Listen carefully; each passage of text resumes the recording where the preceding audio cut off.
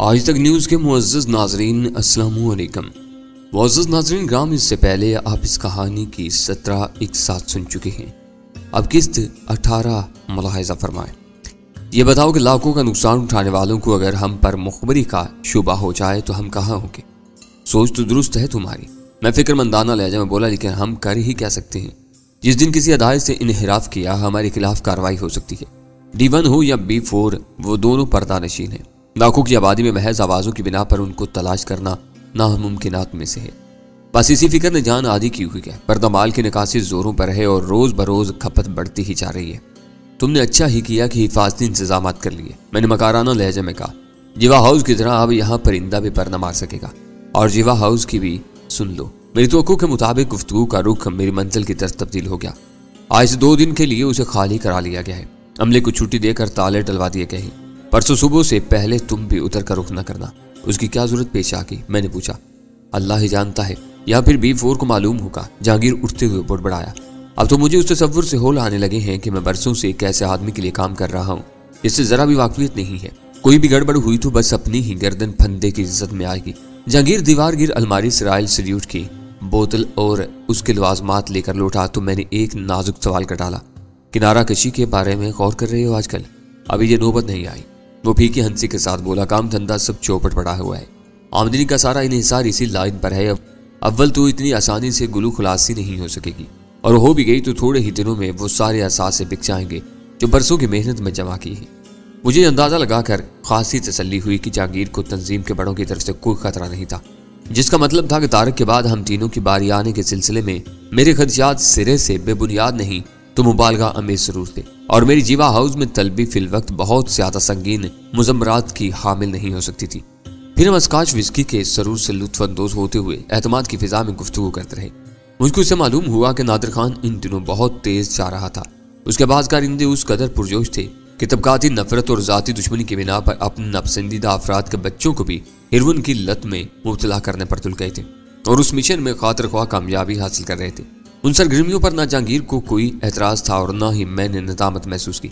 हम दोनों हीरोइन के व्यापारी थे। हमारी रोजी और खुशहाली हीरोइन की फरोख्त से वाबस्ता थी और हम हर उस हरबे के हक में थे जो हमारे माल की खपत में फरोख का बायस बन सके। हमें उससे कोई गर्ज नहीं थी कि उस मुहिम की जद में आने वाले कौन लोग थे और मुआशरे के किन तबकात से वाबस्ता थे। 8 बजने में 5 मिनट पर जहांगीर मुआज़त करते उठ गया। उसके जाते ही मैंने भी उठने का इरादा किया। मेरा ऑपरेटस मेरी जेब में मौजूद था और मैं पेट की खराबी के बहाने करीबी बाथरूम में बंद होकर B4 और जहांगीर की मुतवक्की गुफ्तगू सुनना चाहता था। लेकिन अचानक ही सलमा की आमद ने मुझे बैठने रहने पर मजबूर कर दिया। शायद वो आसपास ही मंडला रही थी और जहांगीर को जाते हुए देखकर मौका गनीमत समझकर मुझसे बात करने के लिए अंदर आ गई थी। कुछ बताया उन्होंने आपको? सलमा ने अंदर दाखिल होते ही बिला किसी तमहीद के पुरजस्टिस लहजे में सवाल किया। कुछ नहीं, मैंने मायूसाना लहजे में कहा। फिर सलमा से फोन पर सुनी हुई बात दोहराते हुए बोला, वही गुमनाम दुश्मनों वाला किस्सा है। बहुत परेशान है बेचारा। कुछ सामने हो तो कुछ कार्रवाई भी की जाए। अब अपना घर मजबूत करने के अलावा और क्या किया जा सकता है? आपको कुछ नहीं मालूम? सलमा जोशीले लहजे में बोली। जहांगीर को सब मालूम है, मगर वो किसी को कुछ नहीं बताते। पहले किसी करिहा आवाज वाले के फोन आते रहते थे। वो मुझसे भी बदतमीजी से और गुर्राते हुए लहजे में बात करता था, मगर जहांगीर उससे बात करते हुए उधर हो जाते थे। सर कहते हुए मुंह सूखता था। मुझे कभी उसका नाम नहीं बताया, बस ये कहकर टाल देते थे कि वो एक बड़ा अफसर है। उस वक्त तक कुछ नहीं किया जा सकता जब तक जहांगीर जुबान न खोले। ये कहते हुए मैं सोफे से उठ गया। सलमा भी 2 कदम पीछे सरकी। उसकी निगाहों में लहजा भर के लिए अजीब सी उम्मीद की चमक उभर कर मालूम हो गई थी। वह बैठिए ना, आप क्यों उठ गए? वो दुपट्टा दुरुस्त करते हुए बुखलाए लहजे में बोली। जरा बाथरूम में जाऊंगा। मखफत अमेज लहजे में बोला। पेट में कुछ गड़बड़ सी महसूस हो रही है। यह दरहकीकत एक बहाना था। असल बात यह थी कि सलमा के तेज मुशाहिदे का इल्म हो जाने के बाद मैं उस वक्त एक लम्हा के लिए भी वहां नहीं ठहरना चाहता था। अगर उस वक्त ऑपरेटर्स पर कॉल मौसूल होने का इशारा मिलता तो उस आवाज पर सलमा मेरे बारे में भी शुबहात में मुब्तला हो सकती थी। उस ऑपरेटर्स में ये एक अच्छाई या खराबी थी कि अगर B4 या जहांगीर में से कोई एक दूसरे के लिए पैगाम नशर करता तो उस सूरत में भी मुझे इशारा मौसूल होता और मैं सुर्ख बत्ती वाली फ्रिक्वेंसी पर ऑपरेटर्स ऑन करके उनकी गुफ्तगू सुन सकता था। सलमा मेरे रास्ते से हट गई। मैंने महसूस किया कि उसके चेहरे पर मायूसी की एक लहर से तोड़ गई थी। शायद मेरा रवैया या जवाब उसकी तवक्को के मुताबिक नहीं था। मैं तकरीबन 10 मिनट तक बाथरूम में बंद रहा, लेकिन मेरा ऑपरेटर्स बिल्कुल बेचैन रहा और मैं बाहर आ गया। ड्राइंग रूम में रॉयल सल्यूट की बोतल 2 खाली गिलासों समेत मौजूद थी और सलमा शायद मेरे इंतजार से उकता कर वापस जा चुकी थी। जहांगीर के मकान से निकलते ही मेरे जहन पर फिर ताज़ा मुहिम सवार हो गई थी। लेकिन उस बार मैं ज्यादा परेशान नहीं था। खासे गौर व खोज के बाद उस नतीजे पर पहुंचा था कि अगर मुझे सरजनिश के लिए जीवा हाउस की वीरान इमारत में नहीं बुलाया गया है तो यकीनी तौर पर मुझसे तंजीम का कोई अहम रुकन मिलने वाला था, जो गैर मुतल्लिका अफराद की निगाहों में आए बगैर अपना काम करना चाहता था। लेकिन फिर मुझे ख्याल आया कि मुलाकात के लिए इतना बखेड़ा फैलाने की क्या जरूरत थी कि मुहावजों को हटाने के साथ ही जहांगीर को भी जीवा हाउस से दूर रहने की हदायत देकर चुकन्ना किया जाता। उसकी आसान सी तरकीब ये होती कि शहर के किसी भी महफूज इलाके में मुकर्रर शनाख्त के जरिए मिल बैठने के बाद दोनों फरीक किसी कोड के जरिए एक दूसरे को पहचान लेते। यूं मुलाकात भी हो जाती और किसी को कानो कार खबर भी ना होती कि वो कहाँ और किस लिए यकजा हुए थे। आराम से कार चलाते हुए 9:15 बजे मैं जीवा हाउस के करीब पहुंच गया। जहांगीर का मकान रोशनी में नहाया हुआ था, मगर जीवा हाउस की इमारत तारीकी की गहरी चादर में पोशीदा थी। दिल में एक लम्हा के लिए ख्याल पैदा हुआ कि कहीं अंदर कदम रखते ही तारीकी में से कहीं कोई अनदेखी मुसीबत नाज़िल न हो जाए। लेकिन मैं हर कीमत पर बास की हदायत पर अमल करके उसके नताइज का सामना करने का फैसला कर चुका था। जीवा हाउस के मजबूत आहिनी फाटक पर खिलाफ मामूल कुफल पड़ा हुआ था, लेकिन छोटे फाटक पर बाहर से कुंडी लगी हुई थी। मैंने कुंडी सरका कर अंदर कदम रखा तो घोर अंधेरे में झींगड़ों का तेज शोर गूंज रहा था। मैंने जेब से पेंसिल टार्च निकालकर रोशनी की और कैक्टस का वो गमला तलाश करने में कामयाब हो गया जिसमें जीवा हाउस की चाबियां दबी हुई थी। मैंने मिट्टी कुरेद कर चाबियां हासिल की और फिर बाहर निकला। फाटक का कुफल खोलकर मैंने आहिनी पट अंदर की तरफ धकेले और फिर अपनी कार अंदर पोर्च तक लेता चला गया। बरामदे के स्विच बोर्ड पर मौजूद तमाम बटन मैंने ऑन कर दिए और बरामदे के साथ ही पोर्च में रोशन हो गया। फाटक के संगीन सतूनों पर लगे हुए बरकी कमकमे भी चल उठे थे। मैंने वापस आकर फाटक बंद किया और दोबारा अंदर की तरफ लौटते हुए अपने बस्तौल का चाय चलने लगा ताकि किसी मुश्किल वक्त में उसे बिला तरद्दुद इस्तेमाल कर सकूं। इमारत में दाखिले के दरवाजे का कुफल खोलकर अंदर की रोशनियां जलाता हुआ मैं एहतियात से आगे बढ़ा तो मुझे किसी भी चीज में कोई तब्दीली नजर न आई। फर्नीचर से आराइशी अशिया तक सब कुछ यूं का तूं मौजूद था।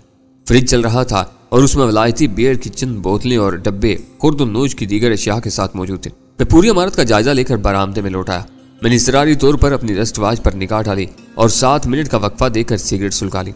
उस दौरान मैं मुसलसल अपनी हिफाजती तदाबीर के बारे में सोचता रहा था। मैंने बरामदे से पुख्ता सड़क पर उतरकर अपने कार के इग्निशन में से चाबी निकालकर ड्राइविंग सीट के अलावा बाकी दरवाजे मकफिल किए और फिर बरामदे और पोर्च की रोशनियां गुल कर दी ताकि बाहर से कोई मेरी पोजीशन का अंदाजा न लगा सके। रोशनियां बुझाने के साथ ही मैंने अधजली सिगरेट भी फर्श पर फेंक कर जूते से मसल दी। अंधेरे की पनाह में मैं खुद को निस्बतन पुरस्कून और पहले से ज्यादा महफूज महसूस कर रहा था और मेरी निगाहें आहिनी फाटक की तरफ जमी हुई थी जहां रोशनी के बायस से हर चीज साफ नजर आ रही थी। आहते में मेरी कार के इंजन की ताश के बायस झींगड़ों की झाएं झाएं थम गई थी जो थोड़े से वक्फे के बाद दोबारा गूंजने लगी थी। अचानक मुझे अपने ऑपरेटर्स पर कॉल सिग्नल मौसूल हुआ और मैं सतून की आड़ लेकर ऑपरेटर्स ऑन कर दिया और जाली पर लगा हुआ नन्ना सा सुर्ख बल्ब जल उठा। लेकिन आवाज बढ़ाने के बावजूद मुझे कोई पैगाम न सुनाई दिया मगर कॉल सिग्नल की टुक टुक बदस्तूर सुनाई दे रही थी। मैं एक लहजे के लिए उलझ गया मगर फिर मुझे ख्याल आया कि शायद वो कॉल बात से राब्ते वाली फ्रिक्वेंसी पर मौसूल हो रही थी। मैंने फ्रिक्वेंसी सिलेक्टर बटन दबाया, सुर्ख रोशनी मादूम हो गई और नन्ना सा सब्ज नुक्ता रोशन होते ही रिसीवर पर बास की भारी ख्वाबनाक आवाज गूंज लगी। D1 रिसीविंग बास ओवर। बास का पैगाम खत्म होते ही मैंने ऑपरेटर्स मुंह के करीब लाकर सरगोशियाना लहजे में कहा तो अचानक ही मेरे दिल की धड़कनें काफी तेज हो चुकी थी और मैं अपने वजूद में सनसनी की लहर सरायत होती महसूस कर रहा था। तुम इस वक्त कहाँ हो? ओवर। बास ने सवाल किया तो मैंने पहली बार उसकी आवाज में नशे का बोझलपन महसूस किया। मैंने बास को अपनी जीवा हाउस में मौजूदगी से आगाह किया तो चंद सानियों के लिए लाइन पर सिर्फ रेडियाई लहरों का धीमा धीमा शोर बाकी रह गया। सुरकरोला में एक शख्स तुम तक पहुंच रहा है, उसका कोड C1 है, तुम्हें उसकी हदायत पर अमल करना है, ओवर एंड ऑल। बोझल ख्वाबनाक आवाज में हदायत देने के साथ ही दूसरी तरफ से राब्ता मुनक़ते कर दिया गया। मैं अंधेरे में रोशन सब्ज नुक्ते को यूं घूरने लगा जैसे वो किसी भी लम्हे भेड़िए की खोपड़ी में तब्दील होने वाला हो। बास के आखिरी पैगामात ने मुतवक्के खतरे के बारे में मेरे बेशतर शुबहात साइल कर दिए थे, लेकिन मैं तशवीश का शिकार हो गया था। न जाने आने वाला किस मकसद के तहत आ रहा था। उस मुलाकात में ऐसी क्या खास मसलहत थी कि शहर के किसी महफूज इलाके के बजाय जीवा हाउस को खाली कराने के बाद उस मुलाकात के लिए इस्तेमाल किया जा रहा था। फिर आने वाला C1 था। ये मेरे लिए अचंभे की बात थी। मेरे अंदाजे के मुताबिक C1 तंजीम की किसी अहम शख्सियत का कोड होना चाहिए था। मुझे सिकंदर अली के मकान से जो 4 अहम फोन नंबर मिले थे, मेरे अंदाजे के मुताबिक C1 का नंबर भी शामिल था उनमें। लेकिन यह पहला मौका था कि रकम या माल लाने ले जाने वाले के अलावा कोई जिम्मेदार शख्स मुझसे बराह रास्त मिलने वाला था। और खुफिया तंजीमों के बारे में एक कुलिये से मैं अच्छी तरह वाकिफ था कि गैर जरूरी तौर पर किसी को राजों में शरीक नहीं किया जाता। मैंने एक मरतबा फिर बरामदे और पोर्च की रोशनियां चलाती। उस बार मेरा ख्याल था कि C1 अगर किसी बुरी नीयत से आया तो बरामदे में अंधेरा देखकर बाहर ही चुकन्ना हो जाता। लिहाजा रोशनी जलाने के बाद मैं आहिनी फाटक के करीब ही लान पर ठहरने लगा मुझ पर इंतजार का एक एक लम्हा भारी गुजर रहा था। अगर मेरे आसाब पर जहांगीर के घर पर पी हुई रॉयल सैल्यूट का सुकून बख्श जरूर तारी न होता तो मेरे लिए इज़राब बर्दाश्त करना मुहाल हो जाता। आखिरकार फाटक के निचले हिस्से से रोशनी की चादर पुख्ता रविश के खासे हिस्से पर फैल गई। उसके साथ किसी कार का हॉर्न भी बजाया गया था। मैंने फुर्ती के साथ दाहिने हाथ में अपना पिस्तौल संभाला और कुंडी खोलकर फाटक के एक पट को जोर से दूसरे तरफ धकेला और दूसरे पट को आड़ के तौर पर अपने साथ पीछे लेता आया। सुरकरोला का इंजन घुराया और तेजी से रविश तय करके उसकी कार मेरी कार के पीछे जा रुकी। मैंने फाटक बंद किया और पिस्तौल जेब में डालकर रविश पर चलता हुआ बरामदे की तरफ बढ़ने लगा। पोर्च में रोशनी होने के बाद मैंने दूर ही से देख लिया था कि कार से उतरने वाला वही मेरा देखा भाला खतरनाक सूरत वाला आदमी था। उसके दोनों हाथ खाली थे। हेलो, उसने दूर ही से मुझे मुखातिब किया तो उसके लहजे से बर्तरी का एहसास नुमाया था। मैं करीब पहुंचा तो खतरनाक सूरत वाले ने अपना दाहिना हाथ मेरी तरफ बढ़ा दिया। हाथ मिलाते हुए उसने गर्मजोशी की आड़ लेकर ताकत का मुजाहरा करने की कोशिश की तो मैंने भी उसकी उंगलियों पर दबाव डाला और वो गिरफ्त नरम करते हुए बेख्तियार मुस्कुरा दिया। मिजाज के वसीले मालूम होते हो, उसने हल्के से तंजिया लहजे में कहा, चाहे तुम्हारा हाथ ज्यादा तब क्या। मैंने अपनी अंदरूनी कैफियत के बरक्स कहका लगाकर कहा, मैं आसानी के साथ अजनबियों की बर्तरी कबूल करने का आदी नहीं हूँ। खतरनाक सूरत वाले ने बुरा सा मुंह बनाया जैसे मेरी बेतकल्फी उसे अच्छी न लगी हो। फिर खुश लहजे में बोला, क्या हम यहीं खड़े रहेंगे? कौन हो और यहाँ क्यों आए हो? मैंने बराह रास्त उसकी आंखों में घूरते हुए गंभीर लहजे में सवाल किया और खतरनाक सूरत वाले को फौरन ही अपनी गलती का एहसास हो गया। अगर आते ही अपना तारुफ करवा देता तो शायद मैं उसका यूं मज़ाक ना उड़ाता। मैं सीवंत हूँ, वो दांत पीसते हुए बोला। ओह, मैं शर्मिंदा हूँ। मैंने फौरन मुआज़रत कर ली। तुम पहले ही बता देते तो बेहतर होता। आओ अंदर चलिए आओ। मेरा दिल बेयकीनी और अंदेशों का शिकार था, लेकिन मैं सीवन पर अपनी कोई कमजोरी जाहिर नहीं करना चाहता था। लिहाजा दिल पर जबर करके उसे आगे सीढ़ियां चढ़कर बरामदे में पहुंचा और उसके लिए दाखिली दरवाजा खोल दिया। वो मेरे करीब से गुजरते हुए अंदर दाखिल हुआ तो अचानक ही मुझको एहसास हुआ कि मेरी कोई जेब हल्की हो गई है। मैंने बुखलाकर अपनी जेब में टटोली तो पिस्तौल गायब था। मेरे पास है। सीवन की आवाज ने मुझे चौंका दिया। ये भरा हुआ पिस्तौल क्यों साथ लाए थे? हर वक्त साथ रहता है। मैंने दरवाजा बंद करके उसके पीछे बढ़ते हुए कहा। मैं सोच रहा था कि सीवन न सिर्फ हाथ की सफाई में माहिर था बल्कि उसकी निगाहें भी बहुत तेज थी। उसी वजह से मेरी वजनी जेब सीवन की उकाबी नजरों से पोशीदा न रह सकी। उसने सोफे पर बैठते हुए मेरा पिस्तौल बेपरवाही से तपाई पर रख दिया, फिर कोहनियां टांगों पर जमा कर आगे झुकते हुए बोला, तुमसे मेरी ये दूसरी मुलाकात है, मगर मुझे खुशी है कि तुमने रस्मी शनाख्त के बगैर मुझ पर भरोसा नहीं किया। शायद इसी मोहतात रवि की बिना पर तुम्हें आगे लाने का फैसला किया गया है। अब कराची की हद तक सारे मामला तुम्हारी स्वाबदीद पर मुनहसर होंगे और तुम अपनी मर्जी के मुताबिक तंजीमें नो कर सकोगे। ये मनसब पहले शायद B4 के पास था। मैंने सोफे पर पहलू बदलते हुए सवाल किया। उलझन और अंदेशों के बाद C1 से मुलाकात मुझे एक नेमत मालूम हो रही थी। 4 में से एक आदमी खुद ब खुद मेरे सामने आ गया था और तंजीम की जानिब से मुझे एतमाद का अहल समझा गया था। तुम्हारा सवाल खैर जरूरी है, वो खुश्क लहजे में बोला। अब B4 से तुम्हारा कोई राब्ता नहीं रहेगा। 15 रोज की आजमाइशी मुद्दत में तुम मुझको जवाब दोगे। मुस्तकिल इंतजामात से इसके बाद आगाह किया जाएगा। मेरा ताल्लुक तंजीम के इंतजामी और हिफाजती शोबे से है। ये कहते हुए उसने जेब से एक कागज निकाल कर मेरी तरफ बढ़ा दिया। उसमें उन लोगों के नाम और पते हैं जिन्हें तुम अपने मकासद के लिए इस्तेमाल कर सकते हो। पुलिस के महकमों में उनमें से किसी का कोई रिकॉर्ड नहीं है। ये मुआवजा पर काम करने वाले लोग हैं। अगर इनमें से किसी को तुम बाकायदा अपनी टीम में शामिल करना चाहो तो मुझसे मशवरा जरूर कर लेना। उस कागज पर 17 अफराद के नाम और पतों के साथ उन मकामात के नाम भी टाइप किए गए थे जहां उनसे आसानी से राब्ता कायम किया जा सकता था। तारीख के बाद मेरे पास सिर्फ 2 आदमी रह गए हैं। फौरी तौर पर मजीद 1-2 का बंदोबस्त भी करना होगा। मैंने कागज पर सरसरी निगाह दौड़ाते हुए कहा। इसका मुझे अंदाजा था। उसके होंठों पर खफीफ सी मुस्कुराहट तैर गई। इसमें 3 नाम खत कशीदा है। मेरे आदमियों ने मुसलसल उनकी निगरानी की है। तुम उनसे फिलफौर राब्ता कायम कर सकते हो, लेकिन यह ख्याल रहे कि तुम्हारी नई हैसियत का राज रहना बहुत जरूरी है। उसकी जुबान से निगरानी का लफ्ज सुनते ही मेरे जहन में शुबहात सर उभारने लगे। सीवन का ताल्लुक तंजीम के इंतजामी और हिफाजती शोबे से था। अपने कोड और हकमाना अंदाज गुफ्तगू से वो जिम्मेदार आदमी मालूम हो रहा था।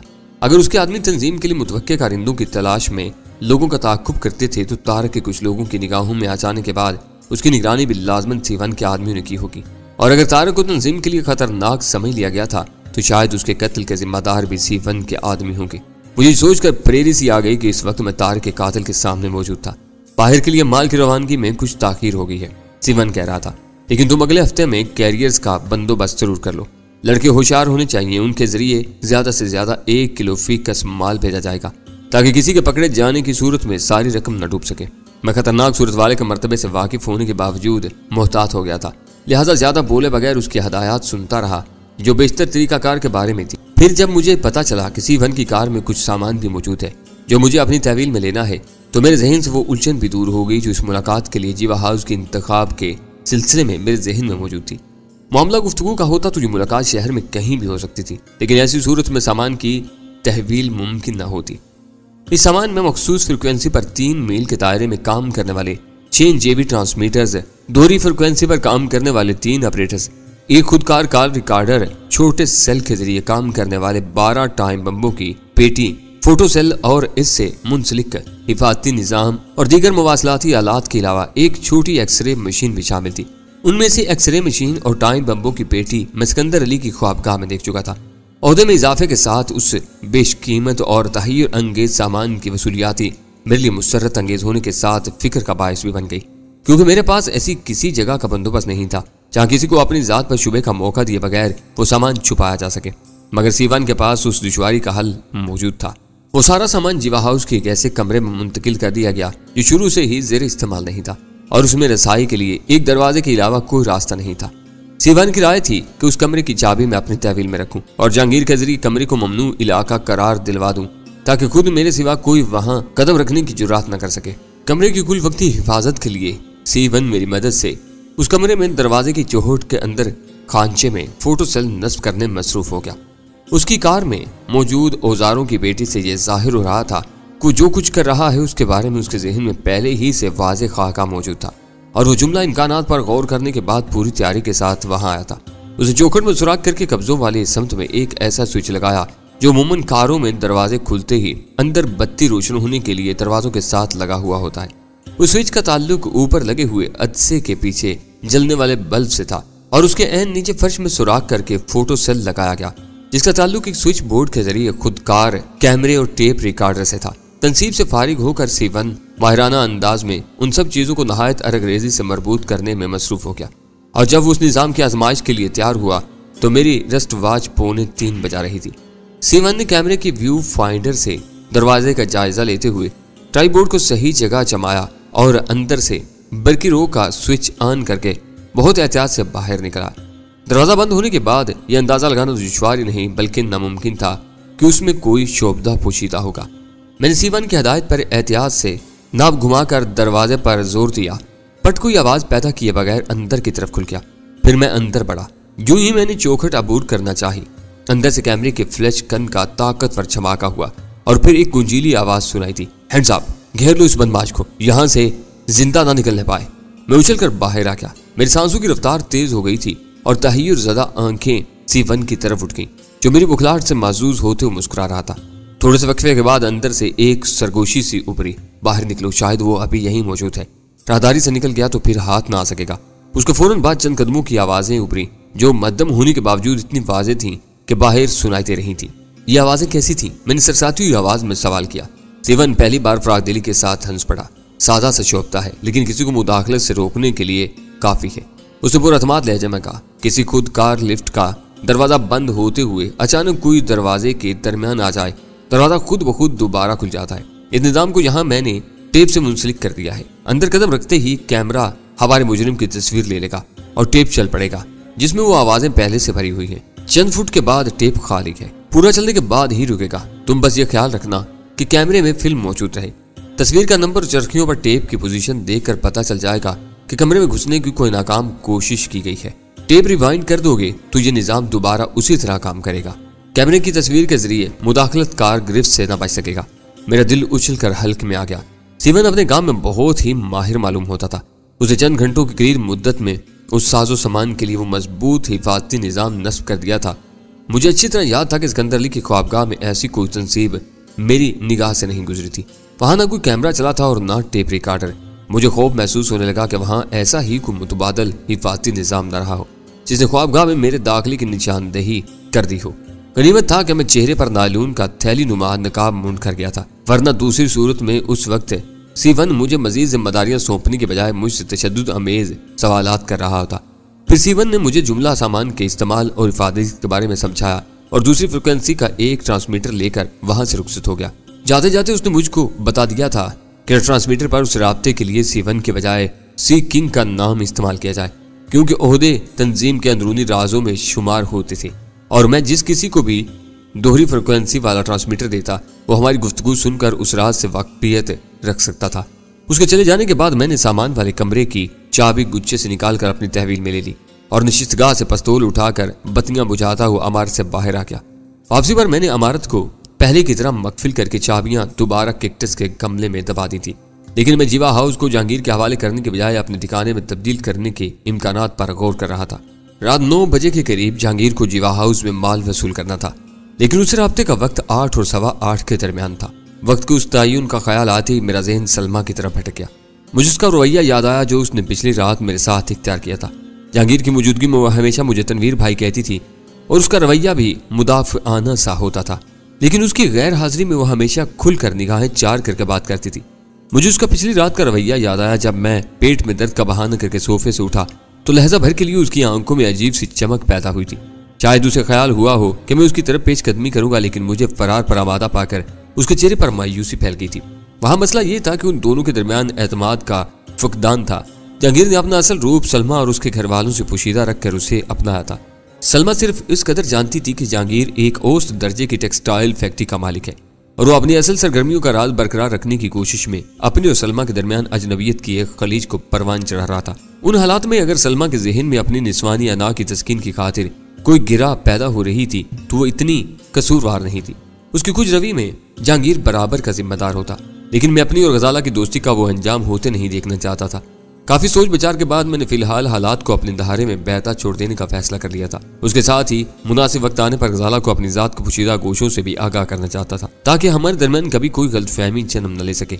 वाल क्लॉक ने बुलंद आहंग में 8 बजने का ऐलान किया तो मैंने ऑपरेटर्स ऑन करके उसे सुर्ख रोशनी वाली फ्रिक्वेंसी पर सेट किया और D2 के लिए पैगाम नशर करने लगा। जहांगीर की तरफ से फौरन ही जवाब मिल गया, लेकिन उसकी आवाज के साथ ही पस मंजर में किसी कार के इंजन का धीमा शोर भी रिसीवर पर सुनाई दे रहा था, जिसका मतलब था कि उस वक्त वो शहर के किसी वीरान इलाके में ड्राइविंग कर रहा था। तुम्हारी कार इस वक्त जहां भी है उसका रुख जीवा हाउस की तरफ मोड़ लो, मैंने भारी आवाज में कहा। ठीक 9 बजे वहां माल पहुंचने वाला है, उसकी वसूली के बाद तुम फौरन वापस लौट आओगे। ओवर। शायद आपको इल्म ना हो सर। जहांगीर की आवाज से हिचकिचाहट का इजहार हो रहा था। B4 ने कल सुबह 9 बजे तक हर एक को जीवा हाउस से दूर रहने का हुक्म दिया हुआ है। वैसे मैं आपके हुक्म की तामील के लिए तैयार हूँ। ओवर। ट्रांसमीटर पर उसकी बात दरमियान से काटना नामुमकिन था, वरना मैं उसे फिक्रा मुकम्मल भी न करने देता। मुझे सब मालूम है, मैं दुरुस्त लहजे में बोला। तुम वही करोगे जो मैं कह रहा हूँ, लेकिन जीवा हाउस में 3 नंबर कमरा अब शजरे ममनू है, हर एक उससे दूर रहेगा। गुच्छे से उस कमरे की चाबी निकाल ली गई है। उस अदाए से नराव की सजा बहुत भयानक होगी। Over. Okay sir. Over. Jahangir की आवाज से थकान का इजहार होने लगा था। डैनी के बारे में पुरानी हदायत अब बरकरार नहीं रही। उसे हस्बे जरूरत राब्ता कायम किया जा सकता है, लेकिन जो काम उसे मुलव्वस किए बगैर हो सकता है उसमें डैनी को उलझाने की जरूरत नहीं। मैं उसे एक अहम काम में इस्तेमाल करना चाहता हूँ जिसमें खासे खतरात होंगे। खाली उल ज़हन रहकर वो मेरे लिए मुफीद साबित होगा। न सिर्फ उसे ले डूबेगी बल्कि हमें भारी नुकसान उठाना पड़ेगा। ओवर। उसके आदमी फिलहाल मैंने नादर को सौंपे हुए हैं, उनका क्या करना होगा। ओवर। अहमद यार और टाइगर को संभालना नादर के लिए दुश्वार नहीं होगा। मामलात कुछ असलूबी से चल रहे हैं तो इसी तरह चलने दो। डैनी को यह अंदाजा नहीं होना चाहिए कि उसे किसी खतरनाक मौका के लिए पाला जा रहा है। Over and all. सिलसिला मुनक़ते करते ही मैं खुद ब खुद मुस्कुरा दिया। अपने बारे में ऐसी हदायत जारी करने का मकसद ये था कि जहांगीर को मेरे बारे में कोई शुबा ना हो सके, लेकिन मुझे अंदेशा था कि तारिक के कत्ल के बाद अपने खौफ के बायस मेरी हदायत उसे बहुत संगीन महसूस हुई होगी। वो समझ रहा होगा कि तारिक के बाद अब मेरी बारी आने वाली थी। जिस काम का आगाज मुझे करना था उसमें ताखीर मुनासिब नहीं थी। मेरे लिए कराची का जो नंबर मौजूद था वो मैंने सिकंदरली की टायरी ही में से लिया था और उस नंबर से पहले एक हिंसा दर्ज था, यानी मेरे हिसाब से वो नंबर C1 का होना चाहिए था। मैंने धड़कते दिल के साथ वो नंबर मिलाया तो दूसरी तरफ चंद सेकंड तक घंटी बजती रही और आखिरकार रिसीवर उठा लिया गया, लेकिन रिसीवर पर निस्वानी आवाज सुनकर मेरी उम्मीदों पर ओस पड़ गई। अगर मैं कोई बात के बगैर सिलसिला मुनक़ते कर देता तो बोलने वाली चेक में पड़ जाती। लिहाजा मैंने आवाज बदलकर नरमी से सवाल किया, शैला घर पर मौजूद है? जी नहीं, यहाँ कोई शैला नहीं रहती। दूसरी तरफ से कहकर सिलसिला मुनक़ते कर दिया गया और मैंने भी एक गहरा सांस लेकर रिसीवर क्रैडल पर डाल दिया। अब मेरे लिए एक ही रास्ता बाकी रह गया था कि नंबरों की तरतीब से शाया होने वाली टेलीफोन डायरेक्टरी से उस मशकूक नंबर का पता देखकर मकान की निगरानी करूं, ताकि उसके बारे में शुबहात की तस्दीक या तरदीद के बाद ये फैसला कर सकूं कि दूसरे नंबरों पर सर कपाना सूदमंद साबित होगा या महज वक्त की बर्बादी साबित होगा। मैं घर से दफ्तर के लिए रवाना हुआ तो कश्मीर रोड पर घूमते ही एक गली से सब्ज रंग की डांसन नमदार हुई और मेरे पीछे हुई। अकबनुमा आईने में उसके अक्स को मैंने खास अहमियत नहीं दी, क्योंकि मेरे और उसके दरमियान 3 गाड़ियां हायल थीं और सुबह के उन औकात में उस सड़क पर हर लम्हे खासा ट्रैफिक रवा रहता था। लेकिन मैं उस दिन घर से कुछ अहम फैसले करके निकला था, लिहाजा अपनी मंजिल का रुख करने से पहले ये यकीन करना चाहता था कि कोई मेरा ताक़ुब न कर रहा हो। चौराहे पर आकर मैंने दाहिने हाथ पर घूमने के बजाय अपनी कार सीधे रास्ते पर रखी। 2 गाड़ियां दाहिनी तरफ मुड़ गईं, लेकिन स्याह कार और डांसन बदस्तूर मेरे पीछे लगी रही। शाहराहे कायदीन के चौराहे से स्याह कार दाहिनी तरफ घूम गई, मगर मैंने बाएं मोड़ का इंतखाब किया और शाहराहे कायदीन पर ड्रग रोड की तरफ हो लिया। सब्ज कार की रफ्तार धीमी हुई, फिर सीधी होने वाली चंद गाड़ियों को रास्ता देने के बाद वो भी उसी तरफ हो ली और मैं जेरे लब मुस्कुरा दिया। सब्ज डांसर मेरी निगाह में आ चुकी थी, मगर मैं ताकुब करने वाले को होशियार करना नहीं चाहता था। लिहाजा मैंने अगले चौराहे से कार दोबारा बाएं तरफ अपने घर जाने वाले रास्ते पर घुमा ली, ताकि ताकुब करने वाला उस गलत फहमी में मुब्तला रहे कि मैं रास्ते में कोई भूली हुई चीज लेने या काम निपटाने के लिए घर वापस जा रहा हूँ। चौराहे से घूमने के बाद सब डांसन चंद लम्हों तक अकब नुमा आईने में नजर आती रही और फिर अचानक दाहिनी समत की किसी गली में गायब होगी। उसका ड्राइवर मेरी तवक्को के मुताबिक अमल कर रहा था, मगर उस वक्त मैं उसे डाज देकर निकलने के बजाय सिर्फ ये देखना चाहता था कि किस कार में मेरा ताकुब किया जा रहा था, ताकि वक्त से जरूरत है मैं उस पर अपनी तवज्जो मरकूज कर सकूं। घर पहुंचकर मैंने बिला किसी जरूरत चंद मिनट अपने कमरे में गुजारे, ताकि ताकुब करने वाले के साथ ही मुलाजमीन के पुरतजस्सुस ज़हनों में मेरी खिलाफ तवक्को वापसी का कोई चवाज न समा सके। फिर पुरस्कून अंदाज में कश्मीर रोड के रास्ते अपनी फैक्ट्री की तरफ रवाना हो गया। सब डांसन उस बार भी ट्रैफिक के हजूम की आड़ में पीछे लगी हुई थी। मुझे आखिरी मोड़ घूमते देखकर जब सब्ज डांसन वाले को यकीन हो गया कि मैं दफ्तर ही जा रहा था, तो वो अपनी कार तेज रफ्तारी से सीधी लेता चला गया। दफ्तर में रोजमर्रा के मामूलात की मसरूफियात में मुश्किल 1 घंटा सर्फ हुआ और मैं फोन पर उस रोज के लिए तयशुदा 2-3 कारोबारी मुलाकातों के बारे में मुआजरत करके दफ्तर से रवाना हो गया। इस बार मेरी निगाहें मुस्तकिल अकब नुमा आईने पर जमी रही, लेकिन सब्ज डांसन का कहीं पता नहीं था। मैं निस्बतन गैर मारूफ रास्तों से गुजरते हुए काफी देर तक शहर में ड्राइविंग करता रहा, लेकिन किसी भी ऐसी गाड़ी को नोट करने में कामयाब नहीं हो सका जिस पर ताकुब का शुबा किया जा सकता था। उस तरह से मुतमईन होने के बाद मैं बर्क रफ्तारी से मलेर की तरफ रवाना हो गया, जहां गैराज की आड़ में मेरा एक पुराना दोस्त चोरी की गाड़ियों को ओने पोने खरीद कर पूरे दामों में फरोख्त करने का धंधा करता था। सादिक का काम बज़ाहिर बहुत खतरनाक था, लेकिन अपनी चालाकियों के सहारे उसने उसे एक फन में तब्दील कर दिया था। शेरशाह में जहां कबाड़ी गाड़ियां खोलकर पुर्जों की शक्ल में फरोख्त करते थे, वहीं हादसों में तबाह होने वाली गाड़ियां अपनी आखिरी रसूमात के लिए आती थी और सादिक एतमाद के आदमियों से ऐसी गाड़ियों की किताब, रजिस्ट्रेशन प्लेटें और कार के ढांचे वगैरह पर नस्ब दूसरी शनाख्ती प्लेटें भारी दामों पर खरीद लेता था। दूसरी तरफ चोर बाजार में भी उसके गहरे रवाबत थे।